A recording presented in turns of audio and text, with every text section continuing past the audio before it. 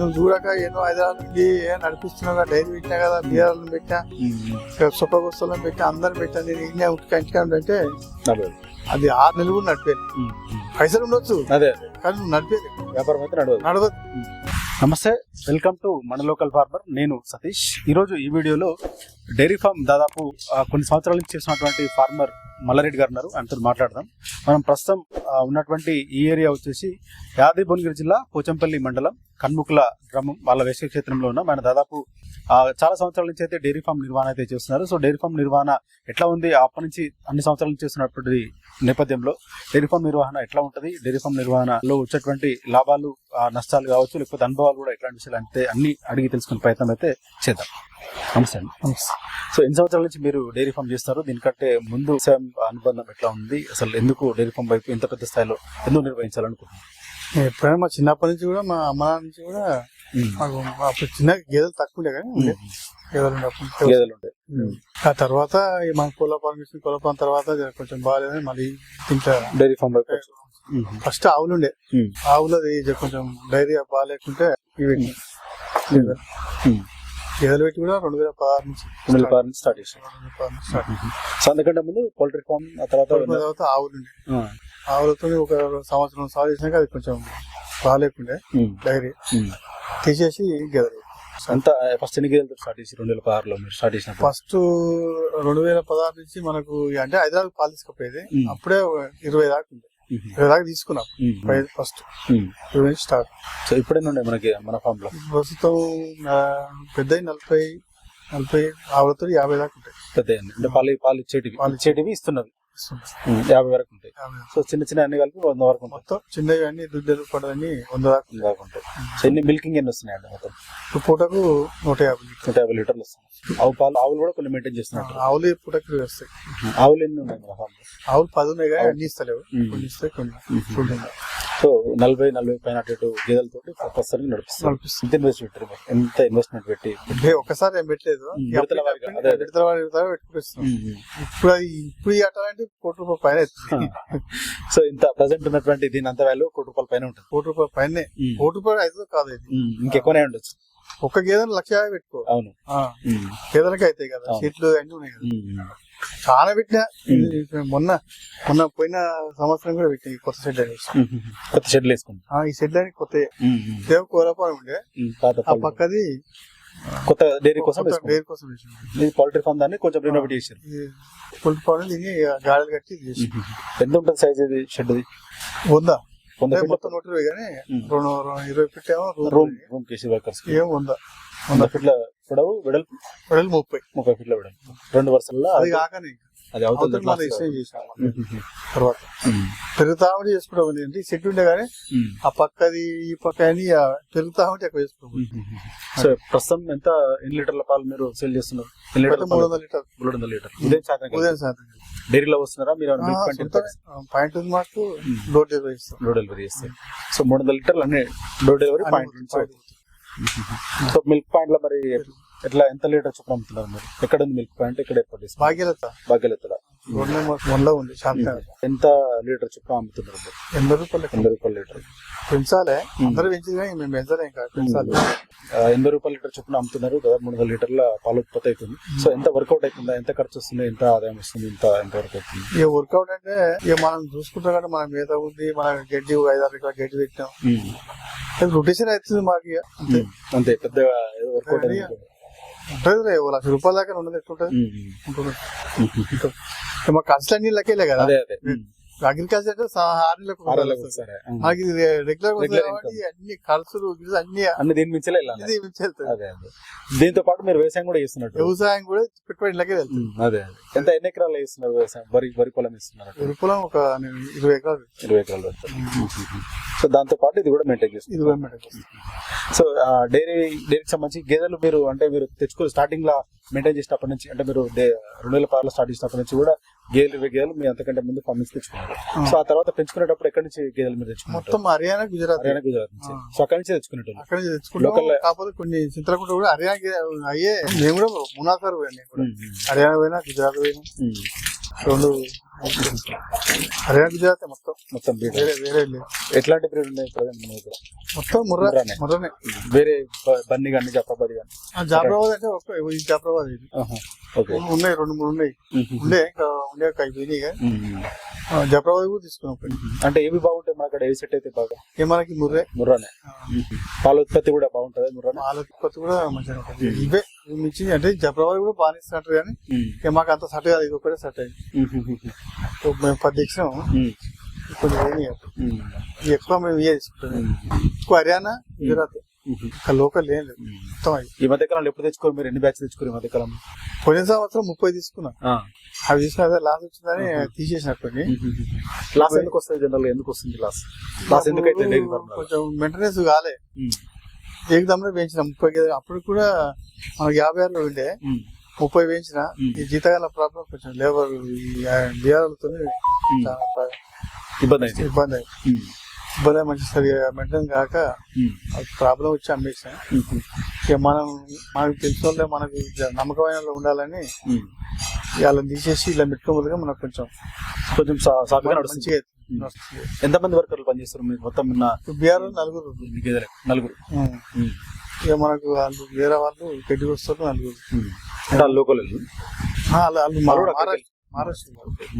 So మొత్తం మీద dairy farm లో 10 మంది చేస్తారు. 10 మంది పనిచేస్తారు. ఆటో వాళ్ళు వేరే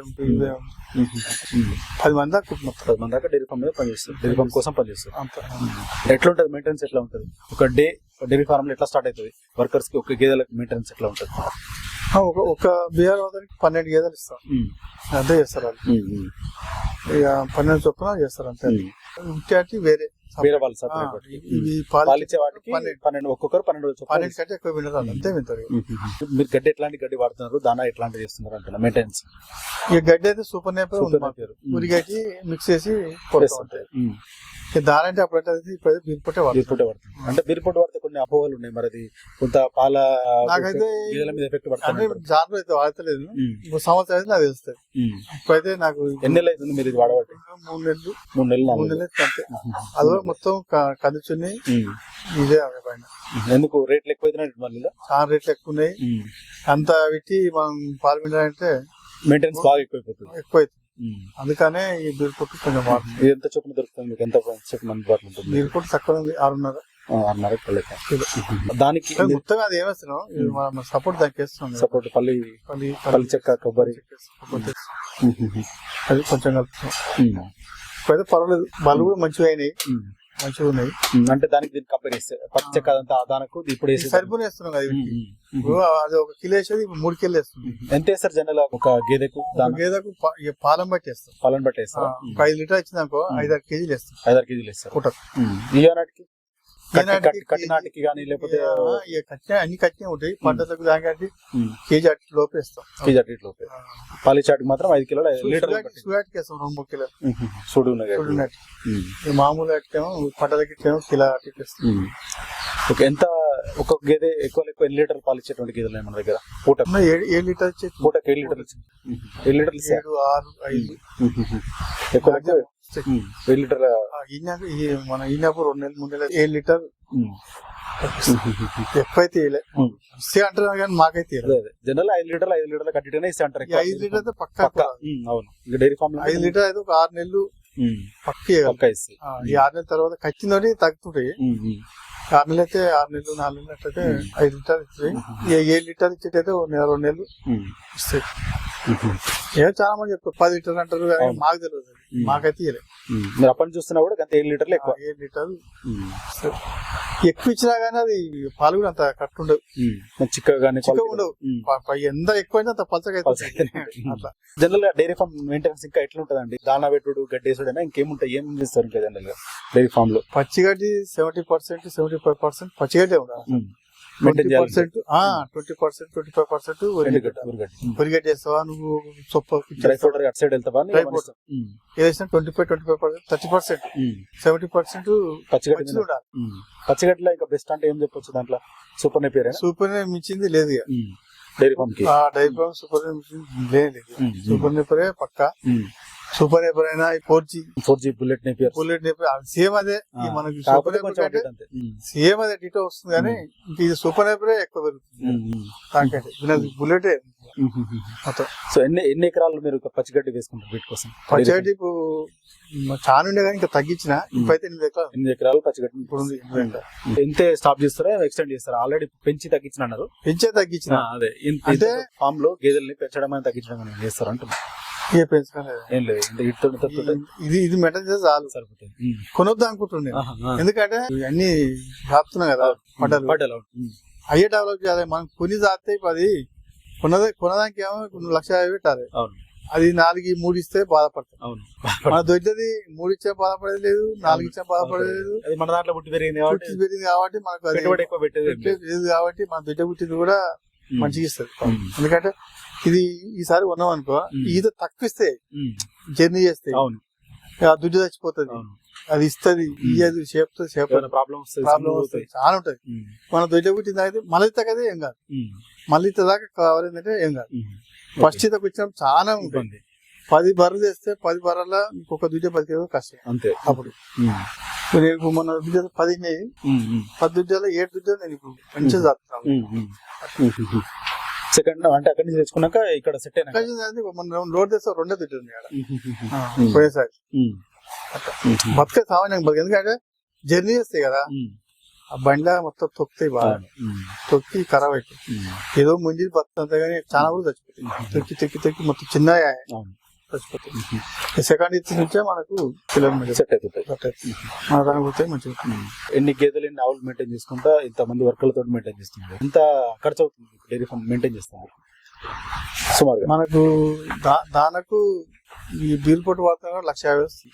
అప్పుడు 2.5 వచ్చేది 1,50,000 దీనికి వస్తుంది. బీఆర్లకు 4 కదా 4-17 గ్యాస్ 20,000 వేసుకుంటా 20 పడతాయి. 80,000 వాళ్ళకు సేమ్ వాళ్ళకు కూడా 15 వేసుకున్నా వాళ్ళకు 60 1,50,000 ఇది వస్తుంది. 1,50,000 దానా 3 లక్షలు నెలకు 3 లక్షలు ఖర్చు వస్తుంది. ఇన్కమ్ ఎంత వస్తుండొచ్చు? 300 లీటర్లు పెట్టుకో. 300 లీటర్. కొత్తగా జనరల్ కొంతమంది డైరీలు పెట్టి లాస్ అయిపోయినాం లేకపోతే ఇబ్బంది పడుతున్నాం అట్లాంటి మాటలని వింటుంటాం. సో ఎట్లాంటి ఎందుకు జరుగుతుంటాయి అంటారు?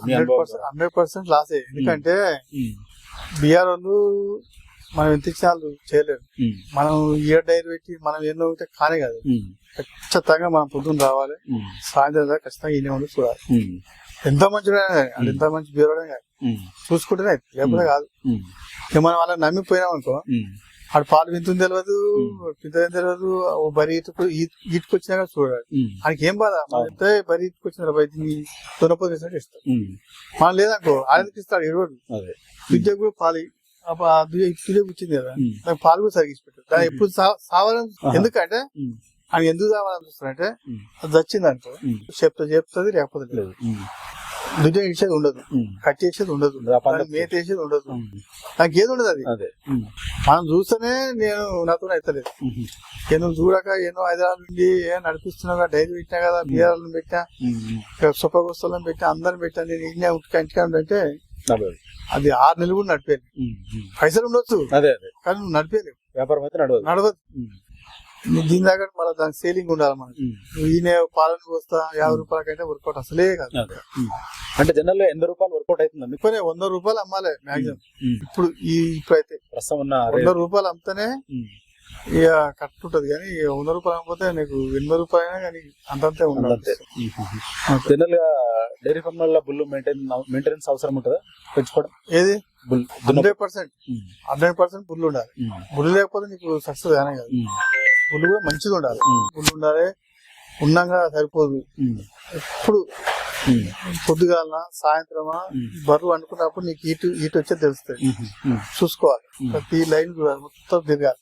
పడినప్పుడు వచ్చేప్పుడు వాళ్ళు వచ్చి నేను చూస్తానే కాదు.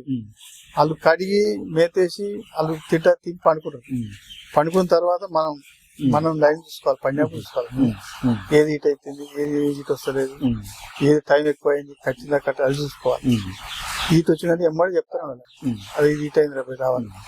దున్నపోతే ఎక్కిస్తూ ఉంటాం. ఇక మనం చెప్పండి వాళ్ళు తుని కానే కాదు, అంతే ప్రతిదీ మనం చెప్తేనే చేస్తారు. ఒక్కరు చెప్తే చేస్తారు. అది ఏమి ఇక్కడ ఖరాబ్ అవుతుంది చూడాలి. ఆ, అంతే. ఇంత ఖరాబ్ అయినా అడు ఇది ఖరాబ్ అయిందిగా వస్తువు అని చేయడు. ఏం సొంతంగా చేసేది ఏం లేదు. సొంతం అసలే చేయరు. ఇంత మంచిగా కూడా చేయరు. నాకు కొంచెం ఇంటి బియ్యాలు కొంచెం ఇంకా ఒక 100 30% మేలు. బయట బయట బయట అయితే 100 ఫెయిల్ అయ్యి మనం ఎక్కువ తక్కువ తెకపోతుంది. అందుకే మన నమ్మకం ఉంది కాబట్టి నడుస్తుంది. కొత్త వాళ్ళని పెట్టి వీళ్ళు ఒక 2 నెలలు 3 నెలలు పోయారు అనుకో, నేను ఈయనేం అనుకోవాలి. టైం లేవరు, ఈ టైం 2:30 లేవాలని లేవరు. మనం ఇచ్చి లేపాలి, లేపితే లేస్తారు. వీళ్ళేమో ఈ టైం మనం లేపేది వాళ్ళు లేచి పని చేస్తారు. ఒక్కడే లేస్తాడు, అనంతరాలు కాదు. ఆ ఒక్కరు లేవాలి, అందరం లేపాలి. అది ఒక్కడు కాబట్టి నడుస్తుంది మనకి. అది ఒక్కరు లేకపోతే మనం వీడమడవలసిందే, ఆడ కాదు. ఎట్లా ఎప్పుడు అంటే పాలు ఎప్పుడు తీస్తారు? ఉదయం ఎప్పుడు తీస్తారు? సాయంత్రం ఎప్పుడు? సేమ్ టైం 2:30 వేస్తారు, 3 గంటలకు స్టార్ట్. 3 గంటలకు స్టార్ట్ చేసి 5 గంటలకు జనరల్ మిల్కింగ్ మిషన్ బాగా వాడుతుంటారు. అట్లాంటిది వాడేటువంటి అవకాశం ఉండదు. మాకు ఆవులకు నడుస్తుంది కానీ బర్రకు నడవదు. దూరంలో ఎట్లా ఉంది డైరీ ఫార్మ్ మెయింటెనెన్స్? మాకు ఇప్పుడు ఈ సంవత్సరం మాకు కొంచెం మెరుగైంది. మొన్నదాకా పాలు అన్ని ఉట్టి అయింది, మొన్ననే 10 అయినాయి. ఇంకా కూడా అన్ని సుడి ఎక్కువ ఉన్నాయి. మీరు మెయింటైన్ చేస్తున్నప్పటి నుంచి కూడా మీరు పాయింట్ పెట్టుకున్నారా, లేకపోతే పాయింట్ పెట్టుకున్నా? దాదాపు ఉంది. ఒక సంవత్సరం డోర్లు వేసాను, ఆ తర్వాత పాయింట్ పెట్టినా మన మధ్య చేసిన మళ్ళీ పాయింట్ పెట్టుకుంటే మంచిగా అనిపిస్తా, లేకపోతే బయట ఖచ్చితంగా పెట్టాల్సింది. మంది మీద ఆధారపడ్డా కరెక్ట్ టైం క్లియర్ పైలేదు. జీతం అయితే కరెక్ట్ చేయకపోతే ఆడు వెళ్ళిపోతాడు, ఉండనే ఉంటాడు. అలాగే ఉండలేకనే ఉంచి మన జీతం లేకపోతే ఆడే ఉంటాడు. ఖచ్చితంగా ఇవ్వాలి. జీతం ఇస్తే ఏమైనా అడగలుగుతాం మనం కూడా. కరెక్ట్ జీతం ఇస్తే మనం కూడా పని చేయాలని అడగలుగుతాం. జీతం ఇవ్వడానికి ఆయన కూడా సేట్ పని ఇంతే విట్టిది అంటారు. అదే కదా, అందుకనే మేము అట్లా కూడా వచ్చినాం. మస్తుగా కొంతమంది మస్తుగా కరెక్ట్ మనం అమ్ముకుంటేనే కరెక్ట్ పైసలు పాయింట్ పెట్టుకుంటే బెటర్ అంటారు. బెటర్, చాలా బెటర్. ఈ డైరీలో అక్కడిక్కడ వచ్చినా ఉపయోగం లేదు. డైరీలలో వస్తే వేరుగా రేట్ తక్కువ ఉంటుంది. డైరీలలో ఏదైనా కానీ రేట్ చాలా తక్కువ. అప్పుడు మనకు వర్కౌట్ పెట్టుకున్నప్పుడు వర్కౌట్ అసలే కాదు. ఇక పాల సెంటర్ లోకి వస్తే గట్టి రేట్ ఇస్తారు కానీ పైసలు చక్కగా అన్ని ఎగినాం.